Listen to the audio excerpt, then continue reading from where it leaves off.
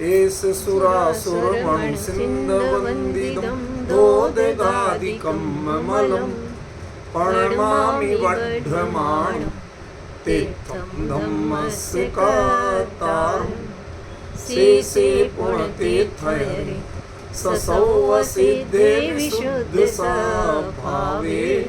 समणेयानदंसं चरित तव वीर्यायारे ते सौवे समगं पतेगमेव पतेगं वन्दामि अवट्टन्ते अर्हन्ते मानुषे खेते किच्चा अरिहन्तानं सिद्धाणं कहणमो गणहराणम् अजावैवगाणं साहूणं चैव सौवेसिं तेसिं विशुद्धदंसं प्राणपहाणासमं समासिज्य उपसंपयामि सम्मं जतो निर्वाणसम्पत्ति। प्रवचन सार परमागम ज्ञान तत्व प्रज्ञापन महाधिकार गाथा 89 पृष्ठ 158। प्राणपगमपाणं परं च दवत्तणाहि सम्बद्धं जानदिजदिने छेदो जो मोहक्षयं गुणदि। इस गाथा का जो मर्म है, जो अभिप्रेत अभिप्राय है, उससे पता नहीं कितने सालों से मेरा मन कन्विंस है। मैं कई बार कहता रहता था, लोग बाग बहुत जगह उखड़ते थे, दाएं बाएं बोलते थे, अरे आप चर्च की कीमत नहीं करते, अरे आप इसकी बात नहीं करते, अकेले ज्ञान से क्या हो जाएगा। मैं थोड़ा चुप रह जाता, मजबूरी, सच बता। इस गाथा का पहली बार भी जो चला था, तब इतना कॉन्फिडेंट नहीं था उस विषय के बारे में। तो चर्चा हुई थी, मुकेश जी विद्यमान है, उन्हें सब पता है, वो एकमात्र अभी श्रोता हैं जो सामने बैठते थे। अमित जी भी बैठते थे, लेकिन इन दिनों वो जुड़ नहीं पा रहे, और तो कोई ऐसे श्रोता हमारे हैं नहीं जो इसमें सामने जुड़ते हों इस विषय के लिए। इतनी गहराई से, इतने विस्तार से इनका अभिप्राय नहीं खुल पाया जो अब खुला। हमें समझना तो पड़ेगा, एक बार पहचानना तो पड़ेगा कि वास्तविकता क्या है। मैं 3 लेवल पे बात करता हूँ। पहली,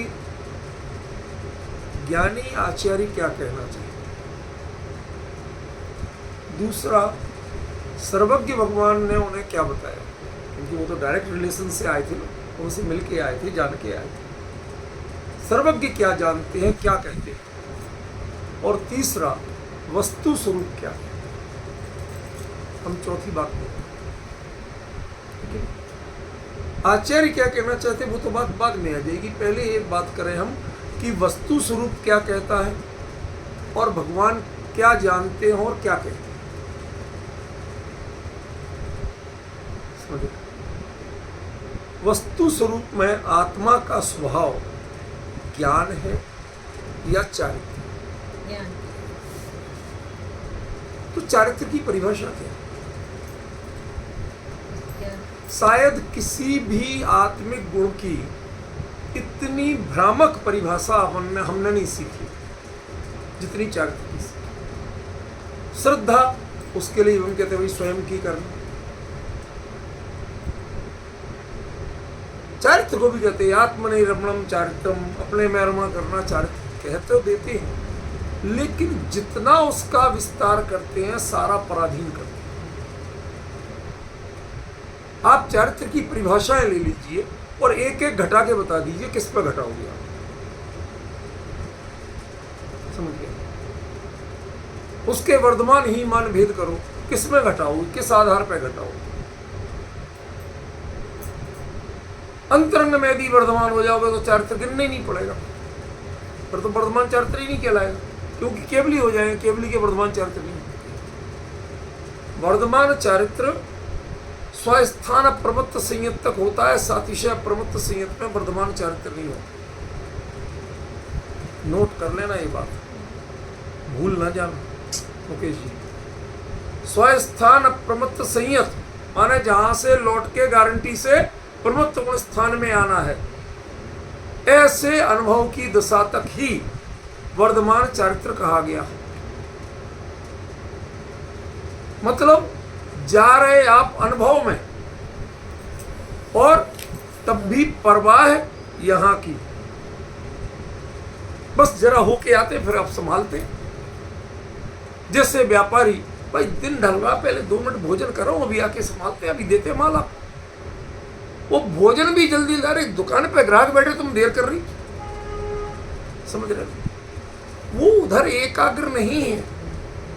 चित्त में अनुभव के काल में भी अनुभव की प्रधानता नहीं, समझ गया ना? अनुभव के काल में, ये बड़ी मैं दुस्साहस की बात कर रहा हूं, अनुभव के काल में अनुभव की प्रधानता नहीं,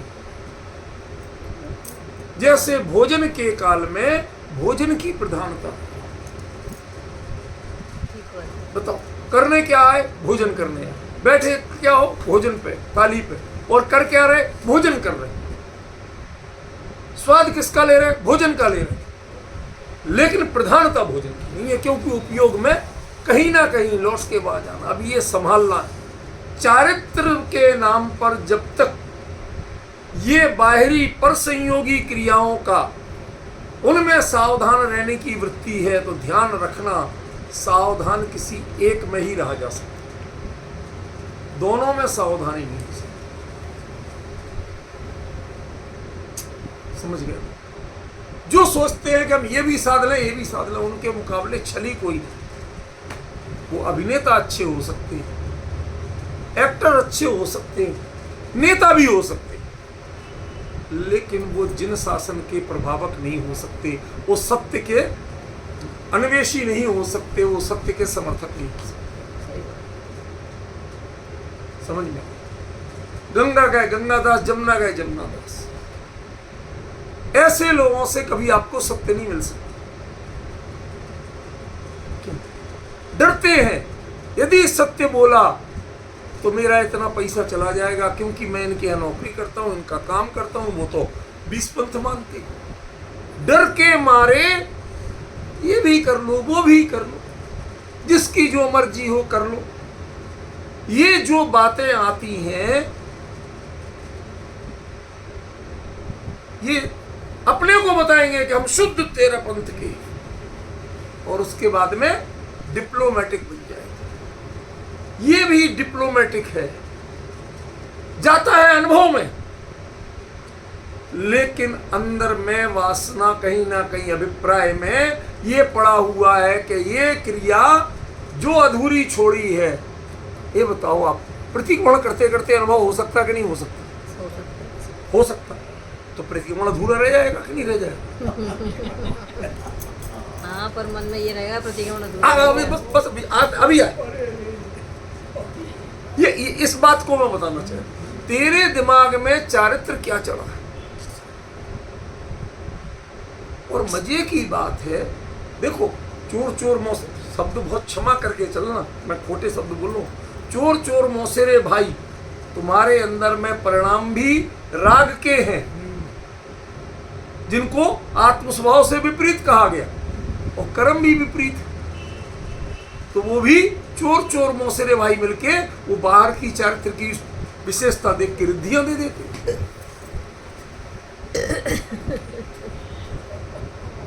रिद्धियां कर्म जनित है, बुरा मत मानना, ये कर्म का खेल है। समझ में आया?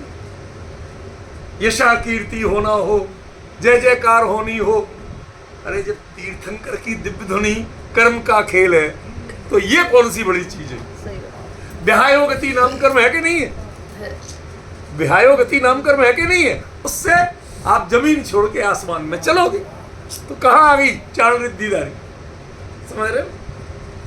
ये इनकी जुगलबंदी है, और हम भ्रमित हो जाते हैं कि हमारे पुरुषार्थ से ये सब। अरे कौवे भी आसमान में उड़ लेते हैं, गिद्ध चील भी उड़ लेते हैं, इसमें आत्म स्वभाव की महिमा कहां से आ गई?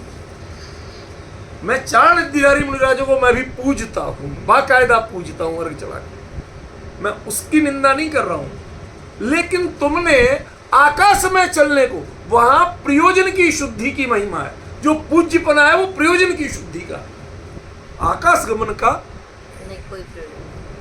वो प्रयोजन नहीं है।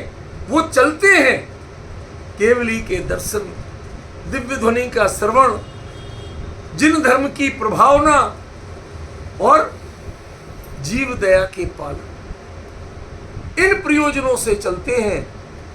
मैं भी आसमान में चल लूं, मैं दिखा, इसके लिए नहीं चलता। मैं तुम सबसे स्पेशल इसके लिए नहीं चलता। इसलिए मैं कह रहा हूं कि मैं रिद्धियों की निंदा नहीं कर रहा हूं, लेकिन इसके पीछे का अभिप्राय समझिए। ये भी जो मिल रही हैं, आपके मन भले ही ठीक हो, लेकिन मन ठीक कितना है?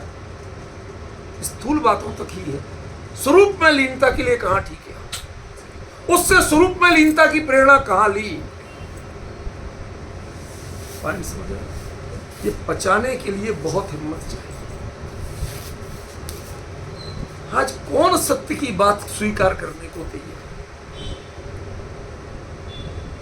पवन जी, कुछ बात सुनने को आदमी मन इतना व्यथित हो गया, इतना व्यथित हो गया। रागी देवी देवताओं का समर्थन करना, वीतराग धर्म के विरुद्ध जो चर्याएं हैं उनका समर्थन करना, क्यों? क्योंकि हम ऐसी जगह से पैसा लेते हैं जहां पर इन सबका, यदि हमने इनका विरोध किया, ढुलमुल बात नहीं की, ये बड़ी विडंबना की बात है, बहुत खेद की बात है। ऐसे लोग ये तो अपने माँ बाप के भी सगे नहीं होंगे। जो वीतराग धर्म के, जो वीतराग देव के सगे नहीं है, वीतराग आमनाय के सगे नहीं है, अपने माँ बाप के सगे क्या होंगे? जो पैसे के लिए इनमें समझौता कर सकते हैं, वो अपनों में भी समझौता कर लेंगे, सगे संबंधों में भी पैसों की कीमत पे बेच देंगे। ये बड़ी विडंबना है। इसलिए भाई, इसमें समझौता नहीं करना, सत्य में समझौता नहीं होता। इस सत्य को समझना है तो सत्य से समझो, इसमें तुम भय और आशंका मत करो। आचार्य ने जो बात कही है उसको समझो। इसमें क्लियर बताया है कि ज्ञान से कर्म मोह का क्षय होता है, किसी भी साधना से मोह का क्षय नहीं। किसी भी अणुव्रत महाव्रत से मोह का क्षय नहीं होता। 28 मूल गुणों से मोह का क्षय नहीं होता। उत्तर गुणों से मोह का क्षय नहीं होता।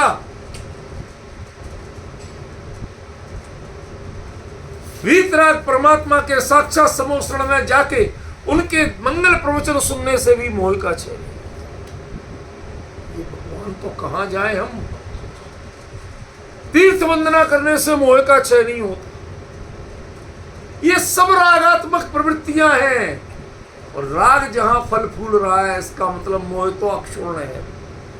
वो सुरक्षित होता है तभी राग फलता है। जैसे माता पिता पार्क के किसी भी कोने में बैठे हों, बच्चे की नजर से दूर नहीं है, बच्चा उन्मुक्त खेलता है। ये राग की वृत्तियां आपकी उन्मुक्त खेल रही हैं, माने आपका मोह पक्का जमा बैठा है।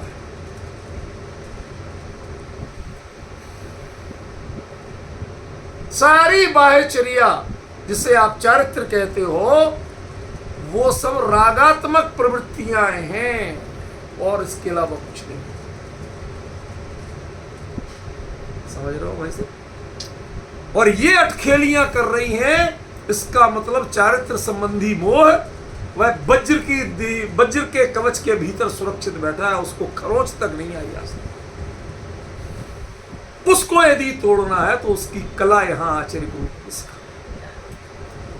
तुम ज्ञान के साथ समझौते करते हो, तुम ज्ञान के साथ, सत्य के साथ बेईमानी करते हो। वस्तु ने कब कहा, वस्तु ने कब कहा कि मैं अच्छी या बुरी हूं? कहा किसी ने? केवली ने कहा कि मैं सच्चा और अच्छा हूं, तुम मेरी शरण में आओ। एक वीतराग धर्म है, तुम अपने स्वरूप को पहचानो और अपने स्वरूप के साथ।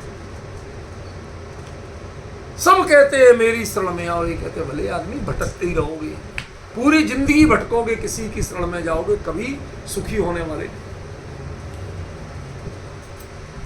दुख का कारण बाहरी आचरण की अच्छाई या बुराई नहीं है, दुख का कारण मोह है।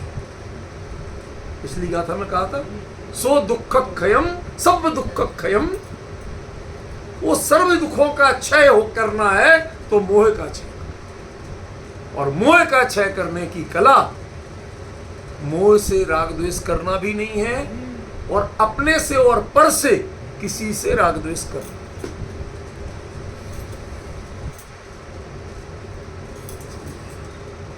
जो राग द्वेष कर रहे हैं तय जान लेना कि मोह उनका वज्र कवच में सुरक्षित बैठा है।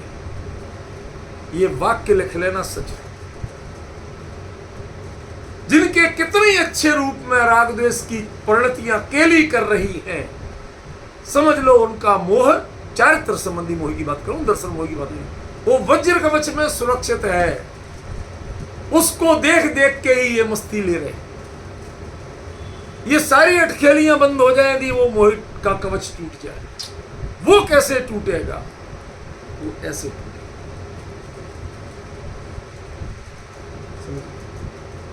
पवन जी, बड़ा सौभाग्य मानता हूं मैं इस मनुष्य भाव में। और देखो, अंतरंग बातें ज्यादा किसी से कुछ नहीं करना चाहिए, स्थूल बात ही बताता हूं। अंतरंग प्रणति हर एक की अपनी, उसमें ढिंडोरा नहीं पीटना चाहिए, सिर्फ मान कसाय बढ़ती है, कुछ नहीं। दूसरों को सुना के क्या करना? मेरी जेब में 10 रुपए है, आपको बता के मुझे क्या हो? यदि उससे मेरा भला है तो मेरे से है ही तुम्हारी जेब में, और नहीं है तो तुम उसमें, तुम्हें बताने से क्या हो जाए? बात समझ रहे? ऐसे ही और बात तो नहीं कहता, लेकिन एक स्थूल बात जरूर कहता हूं कि जो सत्य मार्ग, सत्य से समझौता करने का कायरता जो है, चाहे प्रलोभन से या भय से, वो जीवन में कभी नहीं की। छोटे मोटे सांसारिक चीजों में हो जाए तो हो जाए, लेकिन धर्म में, वीतराग मार्ग में इसमें कभी। आप विश्वास करोगे, जब मैं कुंद भारती में जुड़ा था, उस समय वो तो जोड़ा था हमारे वाइस चांसलर ने जिद से, भैया सरकारी नौकरी तो करनी। उन्होंने कह दिया साहब यहाँ भी शास्त्र का ही काम करना है, करो, संपादन करो, एकेडमिक काम है। मना नहीं कर सका। तो जुड़ने के पहले मैंने 3 शर्तें रखी। आज मैं सार्वजनिक रूप से क्लियर ईमानदारी से बता रहा हूं, और जिनवाणी की गद्दी पे, जिनवाणी की साक्षी पूर्वक, एक अक्षर प्रमाण मिलावट नहीं। मैंने कहा आपके यहां यदि मुझे ये काम करना है तो यूनिवर्सिटी टाइम के अलावा करूंगा, सुबह पहले आके करूंगा, तो मंदिर कहां जाऊंगा? कहते ये तो है मंदिर। मैंने कहा आपके मंदिर में पंचामृत होता है, और जिन जिनविम का पंचामृत होता है, मैं उस जिनविम के दर्शन नहीं करता। उन्होंने तुरंत बुलाया जो पुजारी था, आज के बाद पंचामृत बंद, शुद्ध प्रासुक जल से ही प्रक्षाल हो, फॉर एवर। हमने कि फॉर एवर, ये 2 दिन दिखाया, वो नहीं। कहते अब आपके यहाँ पद्मावती क्षेत्रपाल की पूजा होती है, जिस मंदिर में ये बगल में विराजमान होंगे भगवान, मैं नहीं करूँ। आप विश्वास नहीं करेंगे पवन जी, 2 मिनट नहीं लगे और वो पद्मावती क्षेत्रपाल उठवा के ऊपर अलमारी में रखवा दिए। भगवान के वेदी पे उस मंदिर में कोई नहीं रहेगा, शुद्ध तेरा पंथामना रहेगा, जबकि वो कट्टर 20पंथी थे। कहते और बताओ, तीसरी शर्त कि जितने प्रकाशन होंगे उसमें वीतराग सत्य जो दिगंबर तेरा पंथामना है, इसके विरुद्ध और कांजी स्वामी के विरुद्ध एक अक्षर नहीं छपेगा, ना छपने दूंगा। लिखित में दो गारंटी, तो तुम्हारे काम करूंगा, वरना नहीं करूंगा। मुझे और कोई लालच नहीं है, सत्य के समर्थन का लालच है। मेरे रहते हुए कोई सत्य के विरुद्ध एक बात ना आ जाए। ये वास्तविकता बता रहा। और जब से मैंने छोड़ा और जिनने संभाला उनका मैंने जो चीज हटवाई थी, उनका पहला काम था मंच पे खड़े होके पद्मावती और क्षेत्रपाल की वापस स्थापना कराना।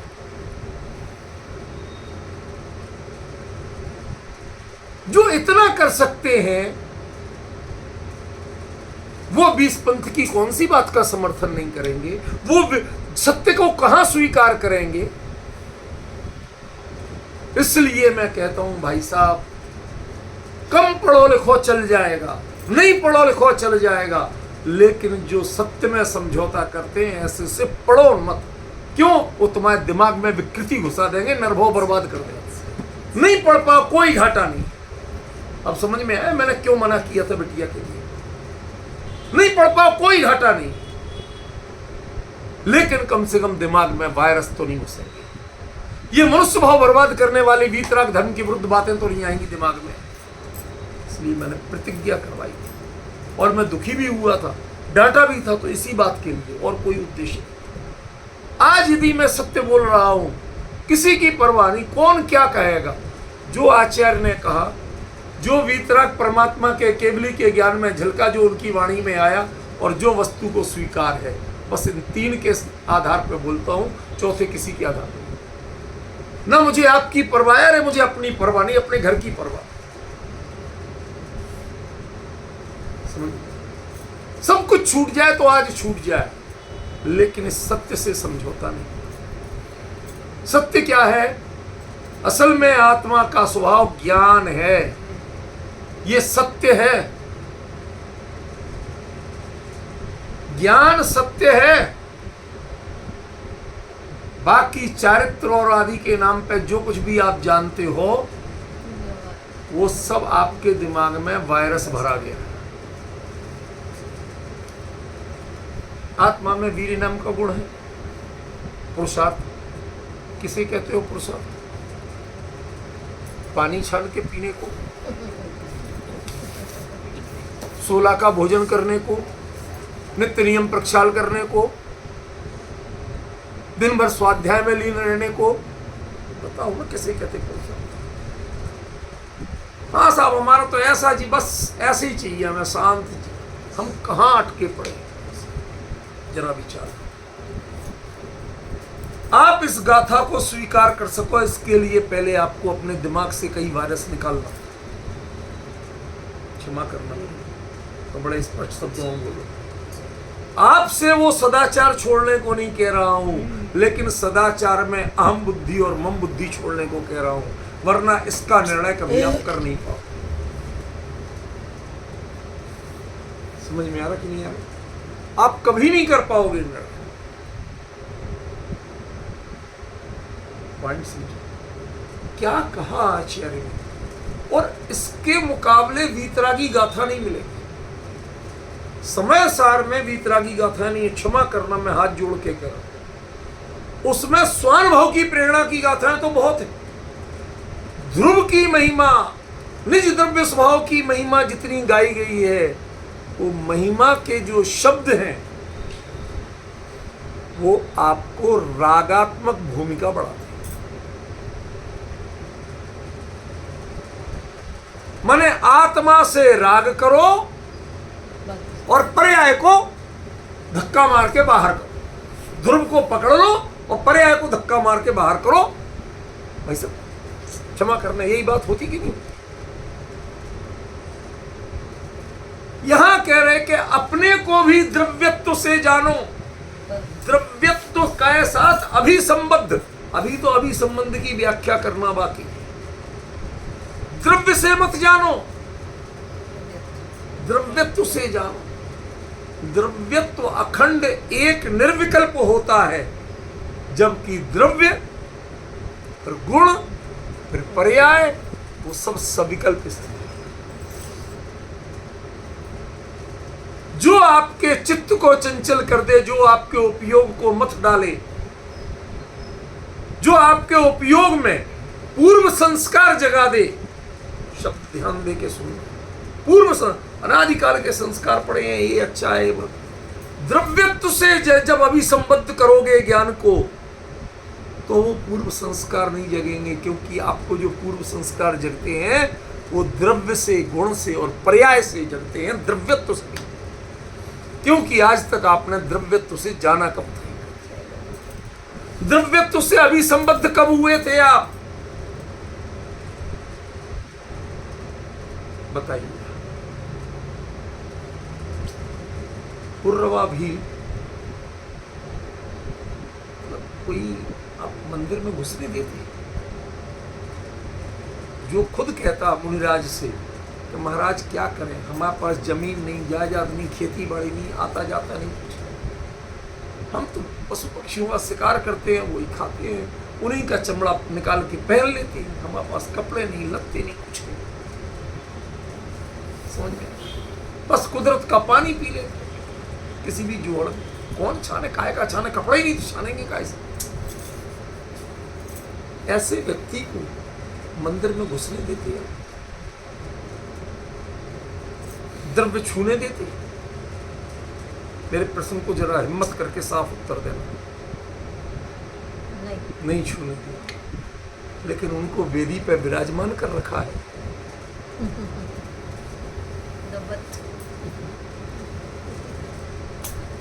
विराजमान वही है कि नहीं है? महावीर का जीव वही, पुर्रवा का जीव वही विराजमान है कि नहीं है? ये अब आप समझ रहे? आप जब पर्यायपणे से, बाहरी से जुड़े थे, तो आपने उनको अयोग्य, अछूत, घुस नहीं सकते, छू नहीं सकते, सब माना। और वो द्रव्यत्व से अभी संबद्ध हैं, और आप उनके द्रव्यत्व से भी संबद्ध हो, सांसारिक वासनाओं से नहीं हो। महाराज ये मिल जाए, महाराज वो हो जाए, समझ में आया? जब द्रव्यत्व से अभी संबद्ध होगे, अभी संबद्ध की खुलासा करूंगा, अभी तो रुक जाओ, थोड़े शब्दार्थ ही चल रहा है, कल की चर्चा भी आगे ज्यादा बढ़ी नहीं, भावार्थ पे तो अभी पहुंचे ही नहीं। द्रव्यत्व से अभी संबद्ध होइए। वो द्रव्यत्व से आप यदि महावीर की पर्याय को पूजते हैं, तो समझ लेना आप पुजारी ही रहोगे और कुछ नहीं। कभी आपका मोह क्षय को प्राप्त।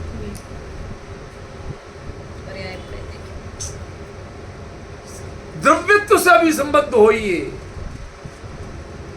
वो अपने आप में कैसे लीन है, उनकी परिणति को मत देखिए। परिणति में जो सहजता विराजमान है, उसमें जो चैतन्य विराजमान है, और उसमें लोकालोक विराजमान होते हुए भी उससे वो द्रव्यत्व से अभी संबद्ध है। उसकी परिणतियों का विकार, परिणतियों का परिवर्तन उनके चित्त को क्षुब्ध नहीं कर रहा। तब आपने अनंत की पूजा की, तब आपने वीतराग की पूजा की, तब आपने केवली की पूजा की, वरना की क्या? समझ रहे? अरे पर्याय की पूजा की, चाहे आपने महावीर पर्याय की भी, पर्याय की पूजा की। जैन दर्शन में पर्याय का अवलंबन वह परमात्मा बनने का साधन नहीं है। पर्याय का अवलंबन चाहे कितनी चरित्र की पर्याय हो, वह चरित्र की शुद्धि का नियामक नहीं। चरित्र की शुद्धि का नियामक है दब्बत तणा ही संबद्ध। लोग क्या कहेंगे, फला क्या कहेगा, वो रूठ जाएगा, उसको बुरा लगेगा। भाई साहब, आपको बहुत सारे लोग छोड़ना, परवाह छोड़ना पड़ेगी। को बड़े संकोच के साथ, लेकिन संकेत में बता रहा हूं, कहीं संबंध हुआ, उसके बाद लोग जैसे फॉर्मेलिटी करते हैं, मैंने कुछ नहीं किया। कोई जय जिनेंद्र करे, जय जिनेंद्र मुश्किल से, लेकिन ज्यादा कुछ करूँ ही नहीं।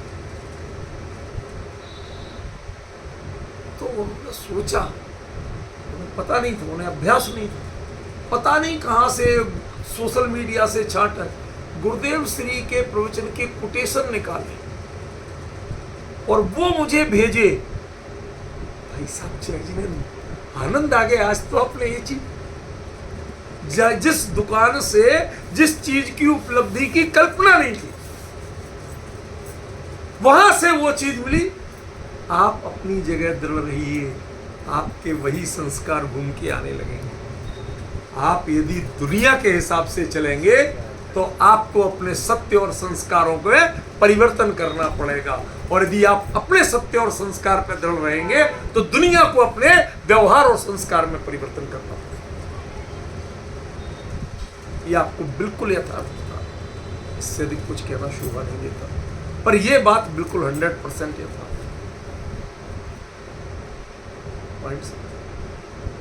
आपको द्रव्यत्व से अभी संबद्ध, उस वह संबंध कैसा होता है, संबंध क्या है और अभिसंबंध क्या है, कभी विचार किया? संबंध कई तरह का, संयोग को भी प्रायः संबंध कहते हैं। यहां संयोग संबंध की बात है। यहां संयोग संबंध की बात नहीं, गुण गुणी का भी तो संबंध कहलाता है,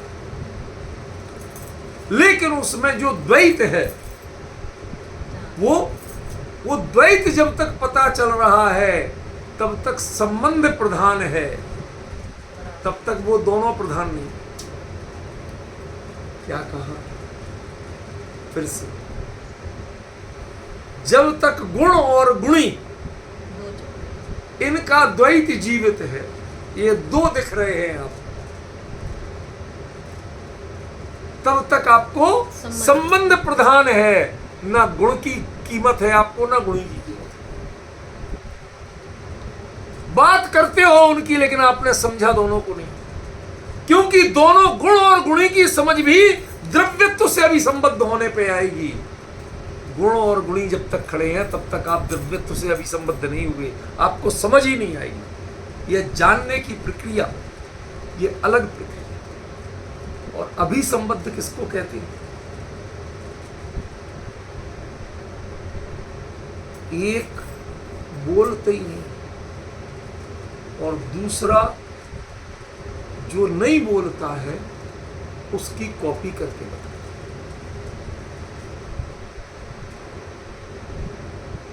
क्या कहा? जैसे कोई महाराज जी का आहार, कोई बोलना चाहिए, पता नहीं बच्चा है क्या बोल,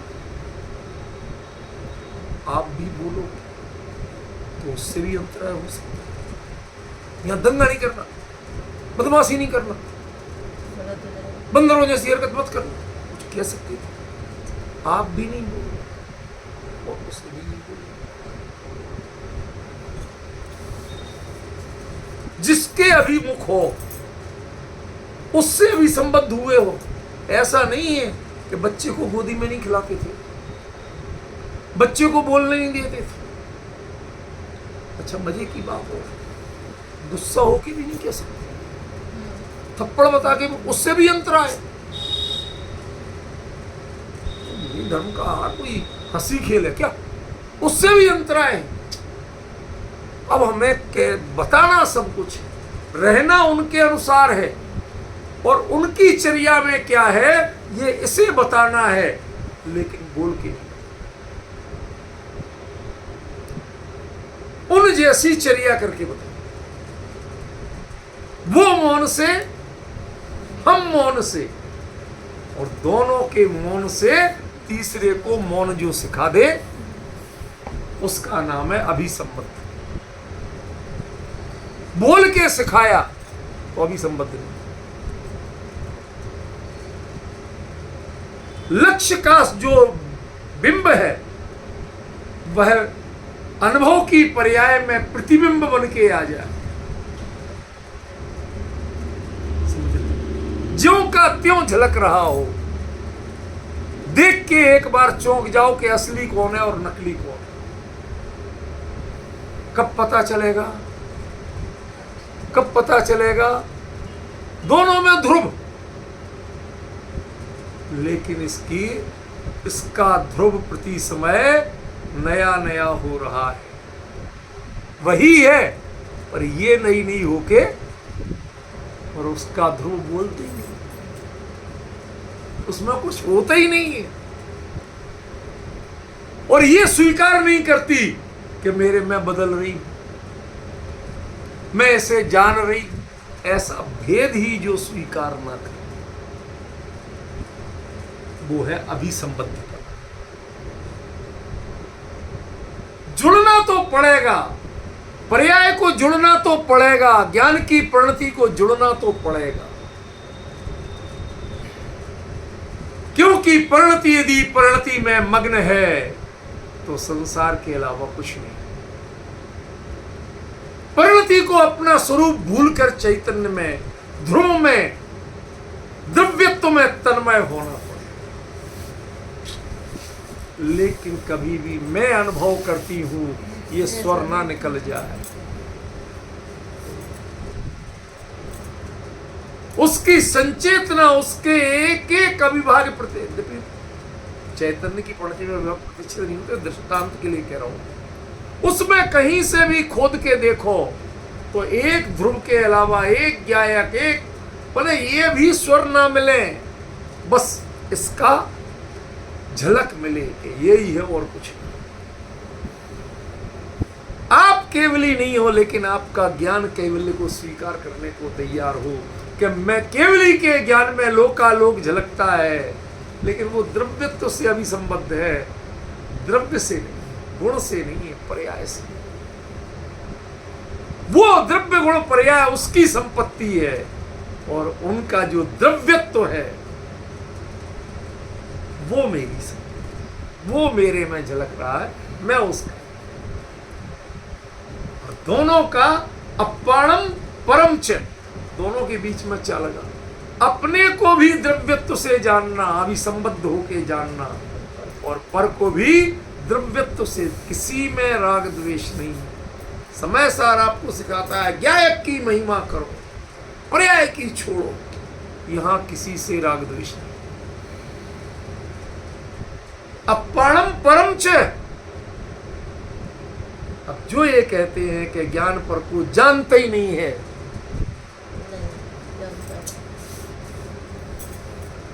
शिकोहाबाद में हुआ था, 1.5-2 घंटे मैंने इस पर बोला, तो हमारे एक विद्वान बोलते बात तो समझ में आई नहीं, प्रवचन सार की गहराई, क्या भीड़ को समझ में आएगी? वो भी रात को समझ गया ना।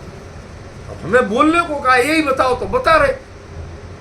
तो बाद में हमारे दूसरे विद्वान बोले, भाई साहब कुछ लोग हैं जो बांस की तरह नीरस लंबा लंबा व्याख्यान देते हैं, हम तो गन्ने की तरह छोटा सरस व्याख्यान देते हैं, 2-4 चुटकुले सुनाए, तालियां बजवाई, खत्म हो गई।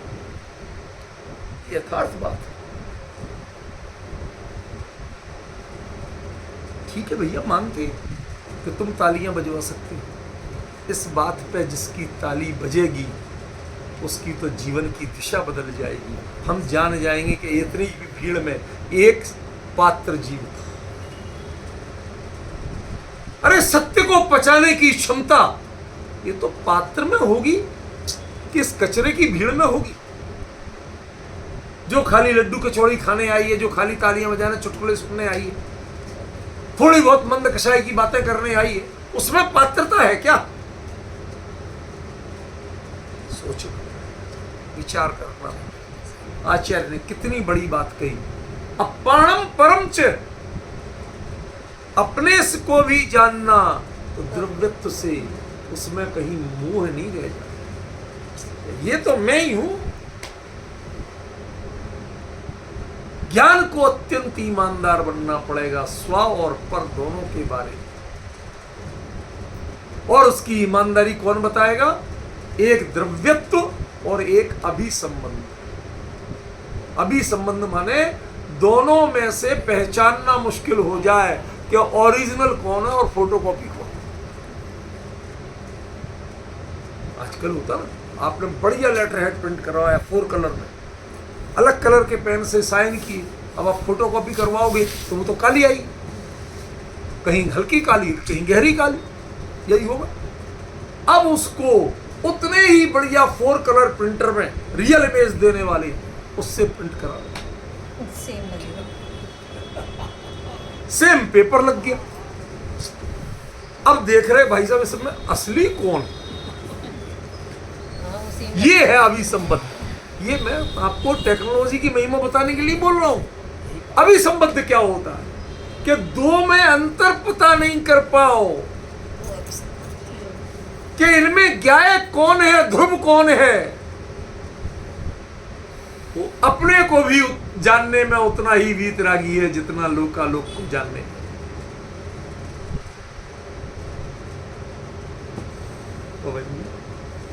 दब्बत्तना ही संपत्ति। अभी तो ये विषय चलेगा, थोड़ा कुछ दिन आनंद लीजिए, कम से कम इस सप्ताह तो इसमें आनंद लेना। ये विषय ऐसा है जिन्हें नहीं रुचि होगी, लगा यही कि यही शब्द वही के वही शब्द, तुम्हें कैसे समझाए। जो 2-4 शब्द बदलेंगे उन्हीं से समझो कि असल में क्या बता रहे हैं। ठीक है, देखो, प्राणपगमप्राणम, ज्ञानात्मक आत्मा को भी उसमें सुख वीर्य चारित्र मत ढूंढने लगना।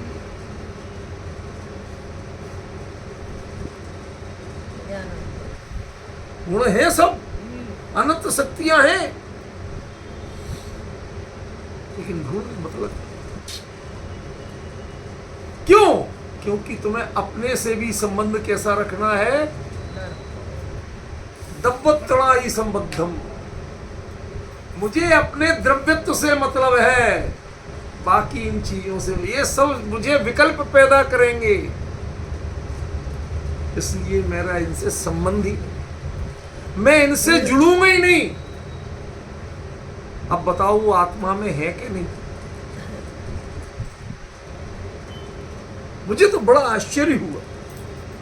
मृतचंद्र जैसे महान आचार्य, मैं रियल में उनका बहुत, उनके बेहद सम्मान करता हूं, ऐसा नहीं है, लेकिन जिस प्रवचन सार जी में 275 गाथा में एक भी नए नहीं आया, उसके परिशिष्ट में 47 नए लिखे। भाई साहब, जब नए इसमें है ही नहीं तो फिर नए इसमें की परिशिष्ट में क्यों?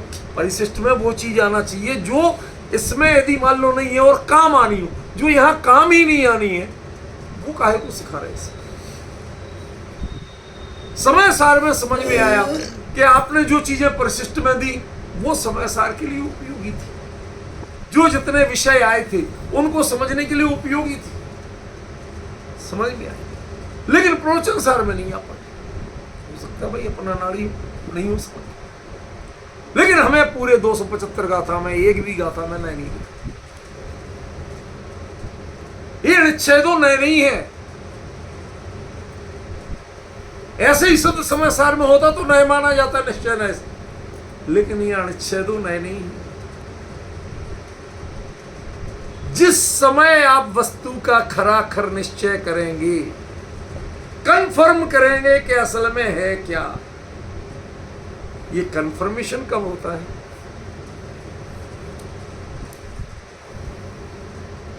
एक क्रिस्टल की डली, क्रिस्टल समझते हो, स्फटिक, उसकी डली, एक बढ़िया कांच की डली, एक बढ़िया वाले सफेद सेंधा नमक की वैसी कटिंग की हुई डली, और एक वैसे ही कटिंग की हुई मिश्री की डली।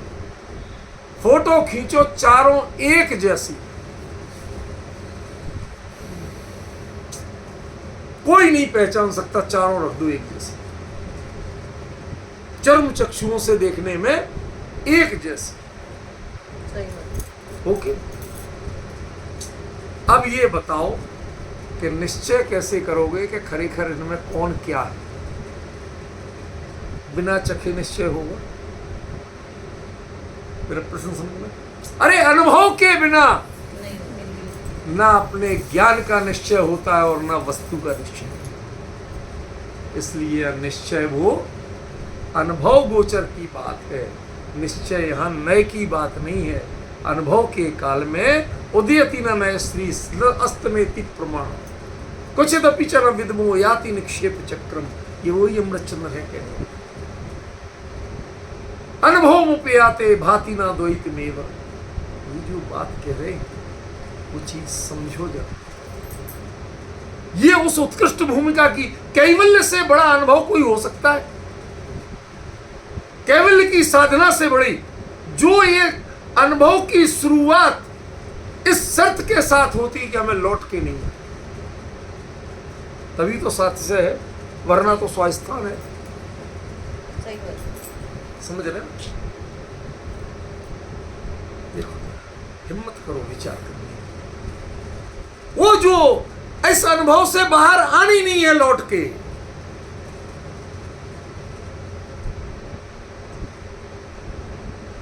वो सुनाते हैं वैराग्य के प्रसंग में तीर्थंकरों के, माँ तुझे कोई माँ नहीं होती, वहां ना कोई कहते, वो सब तत्वज्ञानी होते हैं। लेकिन अब कहानी तो कहानी है, कहानी में राग द्वेष के बिना मजा कहाँ आता? जैसे सब्जी में आपके राजस्थान में वो घी तेल जे तेज मसाले, इसके बाद सब्जी को पता ही नहीं चलती है कहाँ। समझ गए? ऐसे ही आजकल तो मजा तो इनके लेते हैं ना मसालों के, वस्तु का लेता कौन? तो ऐसी कहानियों में भी मसाला मिलाया जाता। माँ तू जितना रोना रो ले, ये प्रतिज्ञा करता हूं अब किसी को माँ नहीं बनाऊंगा, अन्य किसी माँ को नहीं रुलाऊंगा। भावावेश थोड़े से भावुक बनाना होता है, सब चलता है, उनका लक्ष्य उतना ही है, जिसकी जितनी समझ है उतना करेगा। लेकिन उसमें से एक रहस्य निकाल देंगे।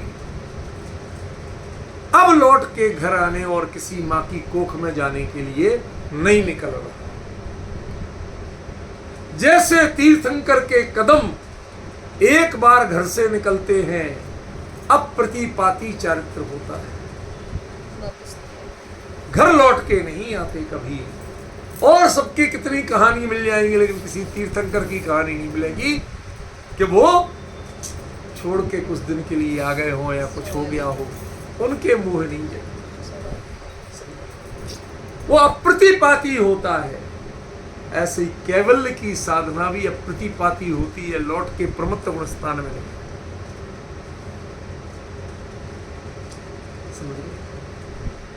ऐसा अनुभव तो दुनिया करती है, पर अनुभव कैसा कि जिसको अपनाया उसके बाद दूसरे का विकल्प नहीं आया, बस वही जम के रह गए। ये है निश्चय। वो अप्रतिपाती अनुभूति की भूमिका, उसका नाम निश्चय है। यहाँ निश्चय माने निश्चय व्यवहार वाला निश्चय। ये किसी संकल्प का वाची नहीं है, किसी नए का वाची नहीं है। ये अप्रतिभाती अनुभव का वाची है। निश्चय के साथ व्यवहार भी चाहिए, हमारे ही। समझ रहे? सही कह रही है। यदि ये निश्चय न होता तो उसमें व्यवहारक शब्द भी आया होता, वहां भी लिखे होते। वहां तो कहते व्यवहारण इच्छा दो, आधी बात व्यवहार से, आधी बात निश्चय से। इसमें कहीं चर्चा नहीं है। एक गाथा में आगे आता है दब्बट ठीण पज्जे ठीण, तो लोग कहते हैं द्रव्यार्थिक पर्यार्थिक नय की चर्चा है। वो भी द्रव्यार्थिक पर्यार्थिक नय की चर्चा नहीं है। जो ज्ञान, जो उपयोग द्रव्यत्व में स्थित है वो द्रव्यार्थिक, और जो पर्याय में स्थित है वो पर्याय। उस स्थित माने उस पक्ष का विश्लेषण कर रहा है कैसा? दब्बत तड़ाई संबद्ध।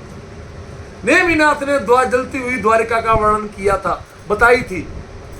यादव कुमारों की, शराब की, हर चीज, द्वीपान मुनि सब बताए थे कि पर्याय की बात थी, लेकिन उनका उपयोग द्रव्यत्व में अभी संबद्ध था या पर्याय में जुड़ा हुआ था। ये उसका नाम निश्चय। वो नेमिनाथ का कोई श्राप नहीं था कि जाओ द्वारिका, तुमने हम ऐसी क्यों बनाई, हम नहीं बना पाए थे, चलो हम तुम्हें 12 साल बाद जल जाओ, समुद्र में डूब जाओ। श्राप नहीं था। केवल ही के कोई ऐसी भूमिका और ऐसी भावना होती ही नहीं। ये तो खाली निश्चय दो, जान दीजिए निश्चय। यदि वो तुम जानो, जैसे अनुभव के काल में द्रव्यत्व से अभिसंबद्ध ज्ञान की प्रवृत्ति होती है, उसका नाम निश्चय। द्रव्य गुण पर्याय का भेद जहां झलकता है उसका नाम निश्चय है। सही। पचा सको तो पचाओ और नहीं पचा सको तो मेरे पास कोई जादू नहीं। यही शब्द हैं, 10 बार 10 तरह से बोलूंगा, बात वही की वही है। एक अभी तो अर्थ ही चल रहा है, कल से भावार्थ चलेगा। इसमें शब्द है कुणदी, करदी, कुणदी। इन दोनों में क्या अंतर है? एक बार आपको बताया था, यदि याद हो।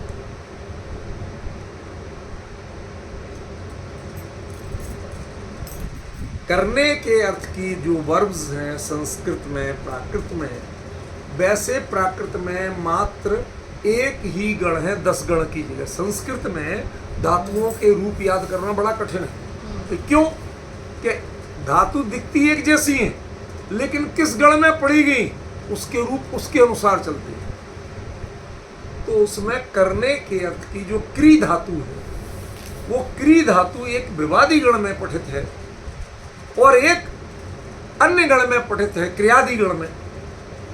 तो क्रियादिभ्या स्ना, स्ना ये देखो, इसका रूप बनता है न या ण। थोड़ा बताना पड़ेगा, थोड़ा आप लोग भी देखिए, कोई उद्देश्य बताने का। और जो भवादी गण का है उसमें होता है शप, शप माने आ, बस। तो क्री का कर बन जाता और दी कर दी, सरल रूप बने। और यदि वही क्रियादि गण का है तो क्रियादिभ्यासना, ये होते ही उसके साथ रूप णा जुड़ता है। तो क्री का इन्होंने किया कर और रूप बना करदी। उसका अभिप्राय क्या है? करता है। और दूसरा है कुणदी, वो क्रियादि गण है। क्रिया अपने आप ऐसी हो रही है, मैं उसका करता नहीं। उसका श्रेय कर्ता को नहीं जाता, क्रिया को जाता। होता स्वयं जगत परिणाम, मैं जग का करता कहता। ऐसा क्यों हुआ? ऐसा पर एक एक प्रणति स्वतंत्र, उसकी ऐसी योग्यता थी, हुआ। ये है ऋणा का अर्थ। कर्ता ने ऐसा कर दिया, ये है रा का अर्थ। यह कौन सी क्रिया है? ये ऋणा। अब डिफरेंस समझिए। एक बार पहले बताया था, एक आज बता, 2 बार और बोलूंगा, अभी समझने की कोशिश करो। अब प्रयोग से बोलूं। क्या? णाणम या णादा, णाणम कुणदी। ज्ञाता ज्ञान करता है, क्या करना? तो ज्ञाता ही है तो जाएगा। सूर्य प्रकाश करता है, प्रकाश पुंज ही है, भले आदमी सूर्य उसी का नाम। तो वो क्या करता? उसे क्या करना? वो तो बेचारा खुद ही दहक रहा है। अब दुनिया में होता है तो होता है, समझिए ना, वो करता नहीं है, होता है सहज। समझ में आया? होता है, ऐसे ही होता है परिणाम। लेकिन मैं स्विच से लाइट जलाता हूं, कमरे में प्रकाश करता हूं। कर दीजिए। यहाँ आपका जो स्विच है वो प्रकाश रूप नहीं है, ट्यूबलाइट भी प्रकाश रूप नहीं है। तो आपको लगता है मैं वो बगल वाला जलाना भाई साहब, मैंने सही जलाया तो प्रकाश हुआ, और गलत जलाया तो नहीं हुआ। यहां कर दिया है, उड़ दी नहीं है। सुज्जो प्रकाशम कुणदी। हाँ, सूर्य प्रकाश होता है। सूर्योदय होने पर प्रकाश होता है। वो कुणदी भले ही बोल रहे, वो करना की भाषा बोल रहे, लेकिन वो करना वो तो सहज है। हो गई, ये नहीं होगा तो क्या होगा? आप बताओ।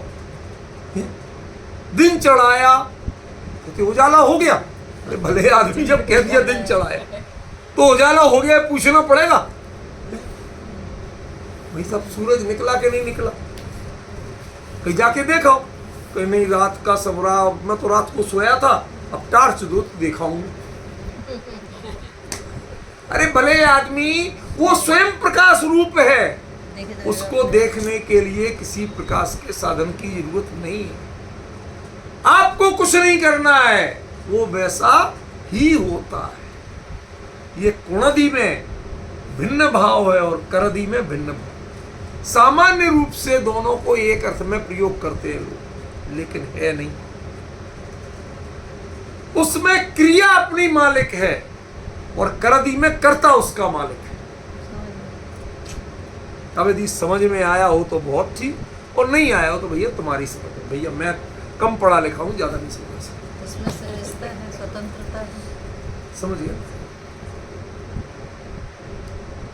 जो चीज स्वयं प्रकाश पुंज है उसे प्रकाश करना नहीं पड़ता। समझ गया? उसके लिए जब क्रियात्मक प्रयोग करना ही पड़े तो कुणदी आए। तो ज्ञान मोह का क्षय करता है। ज्ञान ज्ञान रूप रहता है। ज्ञान में मोह है ही नहीं। तो जहां था अंधेरा, कहां था? लोक में था कि सूर्य में था? अंधेरे में था। लोक के परमाणु अंधेरे रूपण में थे, वहां का भागेगा। मैंने क्या किया इसे? मैं तो प्रकाश पुंज था, प्रकाश हुआ तो मोह का क्षय करता। आप हिंदी में बोलोगे करता है, इसलिए इतनी सारी कवायद बताना पड़ी, आपको व्याकरण पढ़ाना पड़ी। क्या करता है?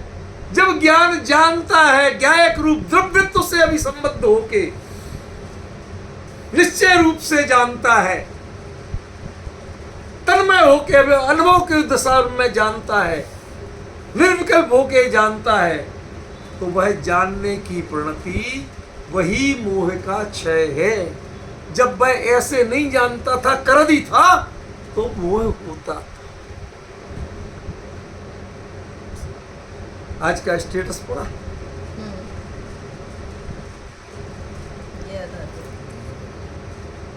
कभी पढ़ा करो।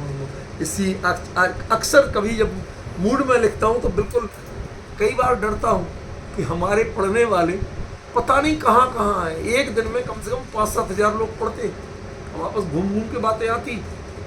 कई कहते सर इसका मतलब क्या होता? एक पूछ रहा है सर ये ज्ञात तत्व क्या होता? अब कैसे समझाऊं ज्ञात तत्व क्या होता? कहते कभी कभी तो आपके बहुत अच्छे लगते हैं और कभी कभी सिर के ऊपर से निकल जाते। कोई बात नहीं, ऐसा भी होगा। कोशिश करते रहो, धीरे धीरे वो भी समझ में। क्या कह रहे हैं आज? मोह का क्षय करना नहीं है। ज्ञान की प्रणति ज्ञान के अधिकार में, ज्ञान के स्वरूप के अनुसार होने लगे, मोह का क्षय अपने आप से। चारित्र को शुद्ध करना नहीं है। चारित्र तो रमणता का नाम है। चारित्र राग द्वेष का नाम कब है? चारित्र किसी को अपनाने और किसी को छोड़ने का नाम कब है? आपने चारित्र का अर्थ अपनाना और छोड़ना समझा है। इसका मतलब चारित्र का अर्थ आपने राग और द्वेष समझा। आप चारित्र का स्वरूप ही नहीं जानते। रही है अनंता अनंत काल जथा तथा से, वो रमणता, वो चारित्र। ज्ञान की अपने में स्वरूप में रमणता, कभी दूसरा विकल्प ही नहीं आना। ये जो है झलक रहा है उससे कभी बोर नहीं हो। क्या कहा? जो गे झलक रहा है उससे कभी बोर नहीं होना। ये अंतर की अभिलाषा नहीं जगना, उसमें ही परम तृप्ति। टेक्निकली काम क्या हो रहा कि जान रहा, अब वो जानने में जो विषय नहीं बदल रहा ना, आपको तो बदलने की आदत पड़ी है। यार घर में रहते रहते बोर हो जाते, फिर कहीं घूमने जाते हो। कभी तीर्थ पे जाते, कभी यहाँ जाते, कभी वहां जाते। पवन जी को चैन नहीं पड़ती तो भीलवाड़ा जाते। दिन भर विषय बदलते हैं। समझ में आया? ये समस्या है। ये जो हमें बदलने की आदत पड़ी है, बस यही तुम्हारे ज्ञान को मोहात्मक चारित्र में बदल देगा। और जिस क्षण के बाद बदलने की कोई जरूरत ही नहीं पड़े, उसका नाम मोहक्षयम गुणम। पहले अंदर में इतना उजास तो लाओ जिसमें खुद में उजास हो, ऐसी चीज लाओ तो सही, बाकी काम अपने आप हो। समझ गए? जो ये नागमणि का नाम सुना होगा आप, उसके दृष्टांत एक मिनट बताता हूं। नागमणि क्या होता है? कई लोग कहते गप है, कई लोग कहते सच में हो। तो क्या होता है, उसके जो अंदर एक धीरे धीरे एक स्टोन टाइप बनता है उम्र के साथ, कुदरती। तो जैसे जब आप चने होते हैं तो दांत भी तो चाहिए कुछ वैसा चबाने के लिए। तो सांप जब बूढ़ा हो जाता है, बिल्कुल कमजोर पड़ जाता है, तो वो शिकार नहीं कर सकता कहीं किसी जीव, क्षमा करना सब जो जिसकी जीवन शैली है, तो उसको वो मणि मिल जाती है। तो रात के अंधेरे में वो मणि रखता है एक पत्थर, वो प्रकाश रूप है, उस पे पतंगे आके टकराते हैं, वो उनको खा लेता है। समझे? अब तुम उसका उपयोग क्या करते हो ये अलग चीज है, लेकिन मणि तो प्रकाश रूप है, वो तुम्हारे इसके लिए नहीं बनी। आत्मा का ज्ञान प्रकाश रूप है, वो तुम्हें राग द्वेष के लिए नहीं बना। उसमें तुम राग द्वेष जैसे कीड़ों का भक्षण करते हो, ये तुम्हारे चरित्र की कमी। यहां से चरित्र की कमी शुरू होती है, वरना चरित्र तो रमणता का नाम है, चरित्र तो प्रकाश का नाम है, प्रकाश की तन्मयता का नाम चरित्र है। वो चर्चा यहाँ की समय हो गया, विशेष चर्चा।